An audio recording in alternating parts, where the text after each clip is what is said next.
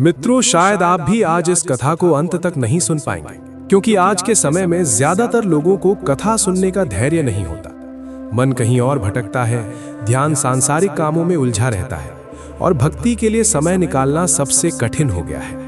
लेकिन मित्रों, जो व्यक्ति आज इस कथा को पूरे मन, पूरे ध्यान और पूरी श्रद्धा से अंत तक सुन लेगा, उस पर भगवान शिव की विशेष कृपा अवश्य बरसेगी। गरुड़ पुराण में स्पष्ट कहा गया है कि जो भक्त किसी पवित्र कथा को बीच में छोड़ देता है, वो अनजाने में अपने जीवन का सबसे बड़ा पुण्य खो देता है।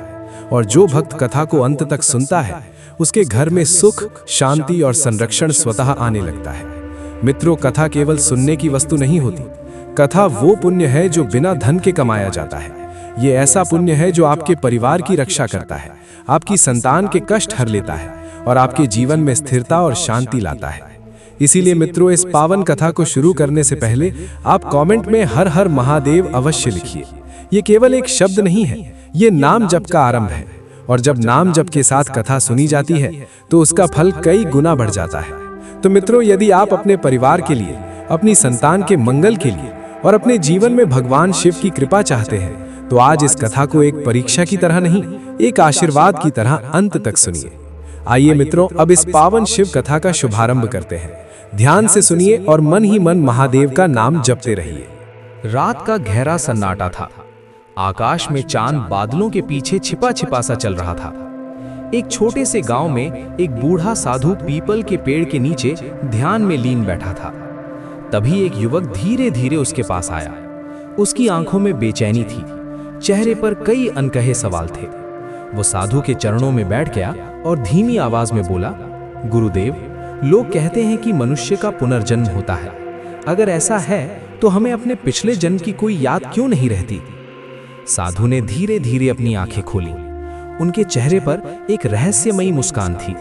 उन्होंने कहा, बेटा, अगर तुम्हें अपने पिछले जन्मों की सारी यादें होती तो क्या तुम इस जीवन को जी पाते?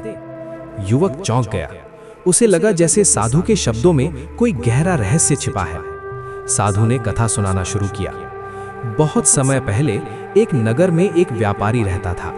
उसका नाम था सोमदत्त। वो धनवान था, लेकिन उसका स्वभाव क्रूर था। वो गरीबों को सताता, मजदूरों का हक मारता और अपने लाभ के लिए किसी का भी नुकसान कर देता। समय बीतता गया और एक दिन अचानक उसकी मृत्यु हो गई। मृत्यु के बाद उसकी आत्मा यमलोक पहुंची। वहां उसके कर्मों का हिसाब हुआ। उसे अपने हर पाप का फल देखना पड़ा। उसे एहसास हुआ कि उसने कितनों का जीवन दुखों से भर दिया था। फिर उसे अगले जन्म के लिए पृथ्वी पर भेज दिया गया। इस बार उसका जन्म एक गरीब किसान के घर हुआ। वो बचपन से ही दुखों में पला। कभी भोजन नहीं मिलता, कभी कपड़े नहीं होते। उसे समझ नहीं आता था कि उसके साथ ही ऐसा क्यों होता है। उसे लगता था कि दुनिया उसके खिलाफ है, लेकिन सच यह था कि वो अपने ही पिछले कर्मों का फल भोग रहा था। युवक ध्यान से सुन रहा था। उसने पूछा, लेकिन गुरुदेव, अगर उसे अपने पिछले जन्म की याद होती तो शायद वो समझ पाता कि ये सब क्यों हो रहा है। साधु मुस्कुराए। यही तो रहस्य है। अगर उसे याद होता कि वो पिछले जन्म में एक क्रूर व्यापारी था, तो वो हर पल अपराध बोध में जलता रहता। वो अपने माता पिता से प्रेम नहीं कर पाता, क्योंकि उसे याद रहता कि पिछले जन्म में वो उनका शत्रु था। वो अपने मित्रों पर विश्वास नहीं कर पाता, क्योंकि शायद वे पिछले जन्म के दुश्मन होते। साधु ने आगे कहा, ईश्वर ने मनुष्य को एक वरदान दिया है, भूलने का वरदान। जब आत्मा नया शरीर धारण करती है तो उसे एक नया अवसर मिलता है, बिना किसी पुराने बोझ के।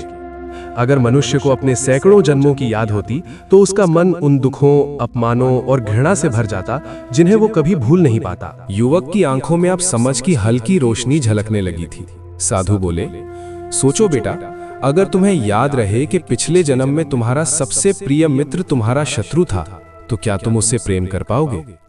अगर तुम्हें याद रहे कि तुम्हारी माँ पिछले जन्म में तुम्हारी शत्रु थी, तो क्या तुम उसे माँ का सम्मान दे पाओगे? युवक ने सिर झुका लिया। उसके पास कोई उत्तर नहीं था। साधु ने अंतिम रहस्य बताया, लेकिन ऐसा नहीं है कि आत्मा सब कुछ भूल जाती है। पिछले जन्म के संस्कार, कर्म और आदतें उसके साथ रहती हैं। यही कारण है कि कुछ बच्चे जन्म से ही असाधारण प्रतिभा लेकर आते हैं और कुछ लोगों को बिना कारण ही किसी से लगाव या नफरत महसूस होती है। ये सब पिछले जन्म के संस्कारों का ही प्रभाव होता है। रात और गहरी हो चुकी थी।